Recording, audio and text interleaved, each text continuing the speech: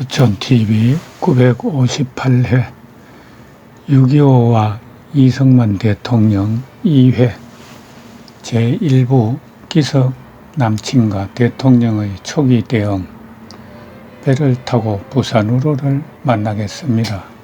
구독은 무료이니 구독과 좋아요 눌러주세요. 배를 타고 부산으로 피난. 7월 1일 상오 3시. 아직 어둠은 그치지 않았다. 황규면 비서가 대통령을 깨웠다. 공산군 탱크가 이미 수원을 지나 빠른 속도로 남진하고 있다는 긴급 보고였다. 보고를 받고 난 지 20분쯤 뒤 미 대사관 1등 서기관 헤럴드 노블이 관제로 달려와 대전 이남으로 옮겨야 된다고 대통령을 설격했다. 신 국방장관과 정일권 장군도 이내 도착했다. 하나같이 침통한 표정들이었다. 대통령은 차라리 대전에서 죽는 게 낫지 더 이상 남쪽으로 내려가 경멸을 당하지는 않겠다며 대전 사수를 고집했다. 침실로 들어가 문을 걸어 잠근 대통령은 책상 위에 두 손을 올리고 기도하는 자세였다. 그의 얼굴은 불행한 국민들에 대한 연민의 전과 이딴 패전에 대한 분노, 그러나 그에게는 당장 상황을 뒤바꿀 어떤 대책이 나올 수도 없었다. 대통령은 노트를 꺼내 내게 건네주며 메모를 부탁했다. 나는 조용히 그가 부르는 대로 받아 적었다. 죽음이 결코 두려운 것은 아니다. 다만 어떻게 죽느냐가 문제다. 나는 자유와 민주재단에 생명을 바치려니와 나의 존경하는 민주 국민들도 끝까지 싸워 남북 통일을 이룩해야 할 것이다. 다만 후사 없이 죽는 게 선영에 죄지은 불효자일 뿐이다. 나는 최후에 대비한 그 유서라고 생각했다. 후사 없는 불효자란 대목은 곧바로 비수가 되어 내 가슴을 갈기갈기 찢었다. 밖에서는 후덕후덕 빗방울이 지고 있었다.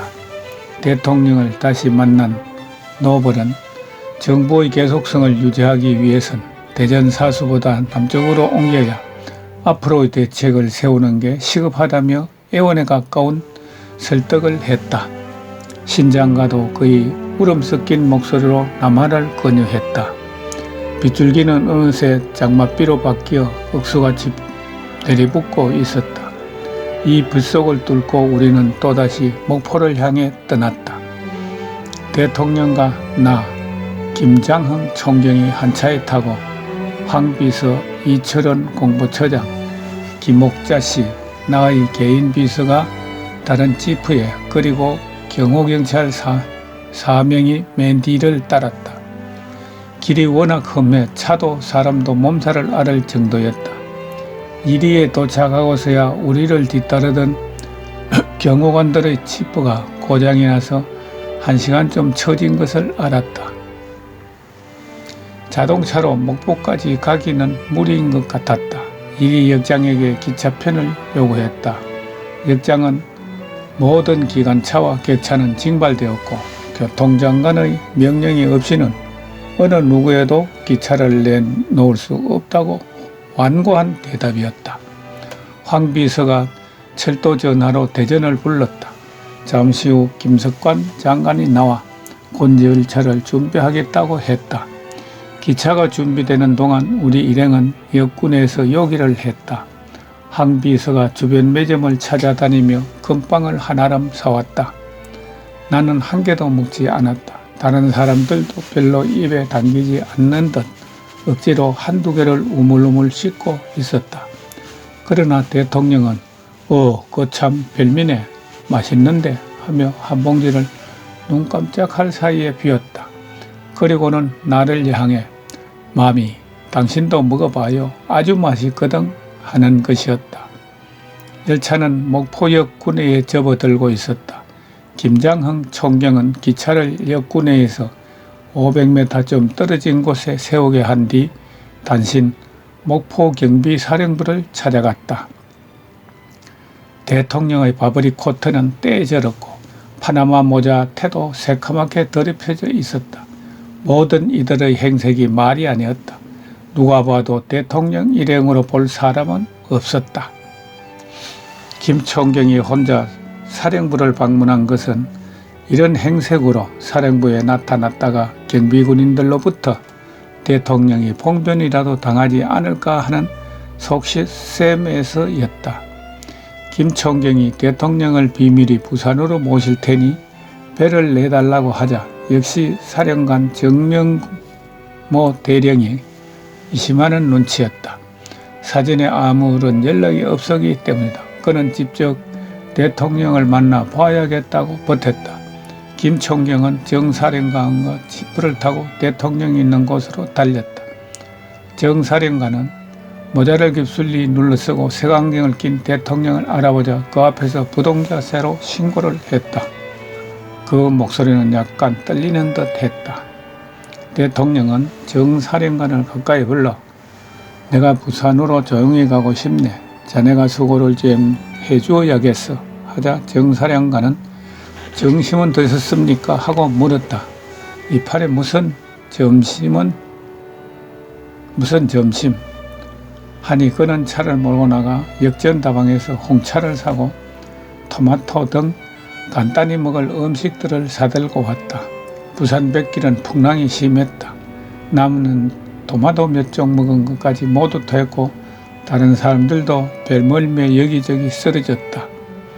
오직 자세를 흐트리지 않고 꿋꿋이 버티는 건 대통령 한 분뿐이었다. 나는 70 노인네가 저럴 수 있나 하고 놀랐다.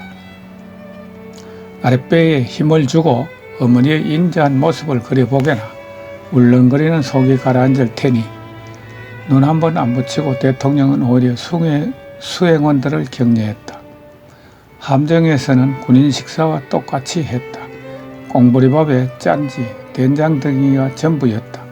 모두가 음식 냄새조차 맡기 싫어했다. 대통령은 밥 하나를 안 남기고 한 그릇을 맛있게 비웠다.